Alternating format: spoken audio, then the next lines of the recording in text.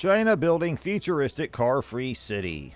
As you have seen in other videos on our channel, China is always looking for future possibilities. For example, they build a city in the desert, and now they want to build futuristic car-free cities. How are they going to do this, and where?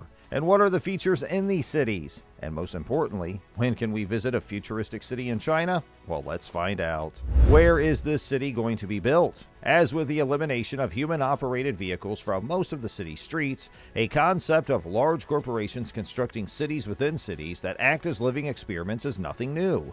Tencent's newest creation, Net City, is just one of these developments, and it's nonetheless stunning. To create a huge car-free city made in the Chinese city of Shenzhen, Tencent entered the internet industry long before it was commonplace, at least in its home country of China. It has grown into a major player in its field and now has the resources and ambition to do what few other businesses can do: build its city. Net City will be almost completely car-free, while autonomous vehicles will be permitted in some areas. What are the futuristic features of this city? About 22 million square feet in size, Net City will house everything from workplaces to parks to retail to educational institutions and entertainment venues. It'll be everything you could want in a city of the future: connected, smart, environmentally friendly, and a high for creativity. No cars are allowed here. According to CNN, the American architecture company MBBJ designed Net City, which would be home to around 80,000 people and largely service Tencent. Located along and on the Pearl River estuary, it'll cater mostly to pedestrians by providing designated areas for them to walk in, while also including some low-speed roads and bike routes. The concept was born from the thought of a society in which work and leisure are indistinguishable. This doesn't mean that every facet of life in Net City will be focused on work, but rather that it will encourage the development of new connections and the relocation of work to natural settings where it may be appreciated in its full context. There will be no wall separating Net City from the rest of Shenzhen.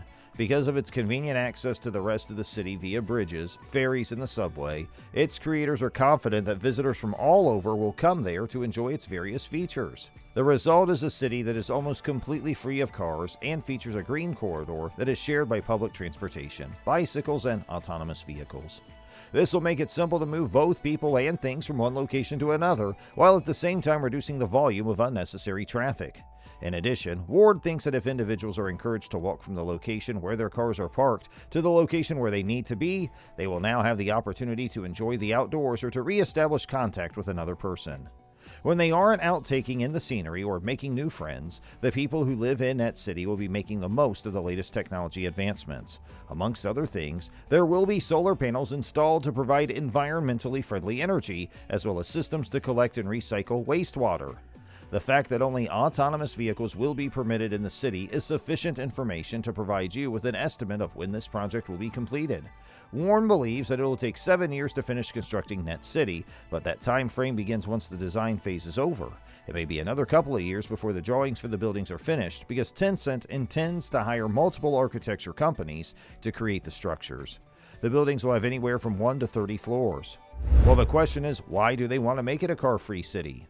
Putting the needs of people first. In most of our urban regions, daily life revolves heavily around the use of private automobiles. According to the European Commission, however, they also contribute to the pollution of noise, increase the temperatures in the air, and diminish the opportunities for physical activity. They are also a big contributor to air pollution in a city. Therefore, lowering the number of toxic exhaust emissions produced by automobiles and thereby reducing the number of cars on the road might have considerable positive effects on both health and the economy. More than 80% of people who live in metropolitan areas that are monitored for air pollution are subjected to air quality levels that are higher than the guidelines established by the World Health Organization. According to the Global Risk Report 2020, published by the World Economic Forum, lower productivity caused by pollution in the air costs the global economy more than $5 trillion per year. More than two-thirds of individuals who took part in a survey for the report stated that they anticipate that the negative effects that pollution has on people's health will become even more severe. Existing infrastructure that is geared around automobiles presents the primary obstacle in the way of making communities car-free. If we want car-free cities to become the new normal without encountering opposition from the public, campaigns to modify people's attitudes and views are equally essential. Nevertheless, these obstacles can be conquered if the objective of city planning is refocused from mobility to accessibility, and if the general public is involved in the process of formulating laws that are geared towards creating car-free towns. As a result, communities can rethink their landscapes, giving pedestrians and public transportation the highest priority. When will they start building this, and when is it ready? According to The Verge, the city of Paris is one of those that has plans to take this path by prohibiting the entry of private automobiles into the city by the beginning of 2024 to reduce traffic congestion and improve air quality. However, those responsible for delivering packages will still be able to enter the city.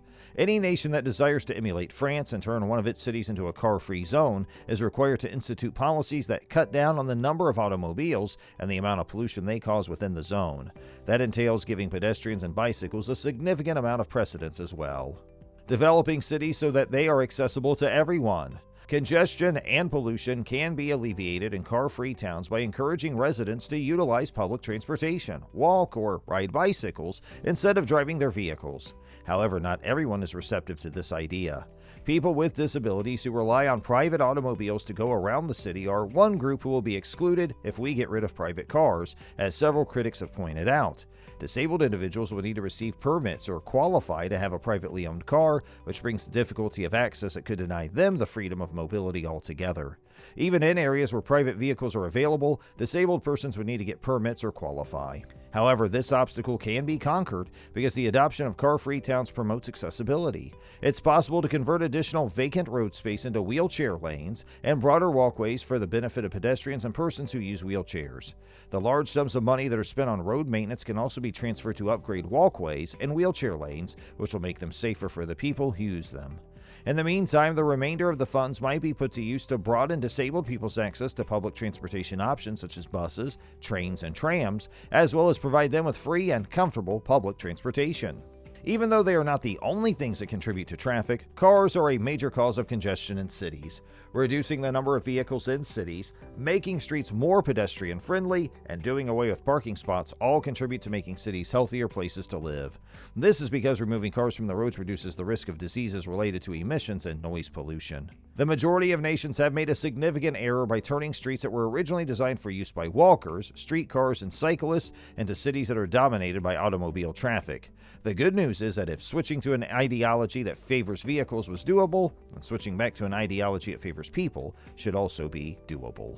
And that's a wrap for today's video, guys. We sincerely hope that you enjoyed it. If you did, please make sure you click on the like button and share it with your friends and family and other infrastructure fans who are in your inner circle. Would you like to visit a futuristic city like this if you had the chance? I'd like to know. Please let us know in the comments section down below. And also, please don't forget to subscribe to our YouTube channel to see even more of our incredible videos. You can also check out our other videos that have been specially selected just for you. And if I can ask you one more favor before you walk out that door, friend, please press the bell icon on your way out. That way you'll always be notified of the latest uploads to our channel. Thanks for spending time with us today, and we look forward to doing it again soon. Have a great day.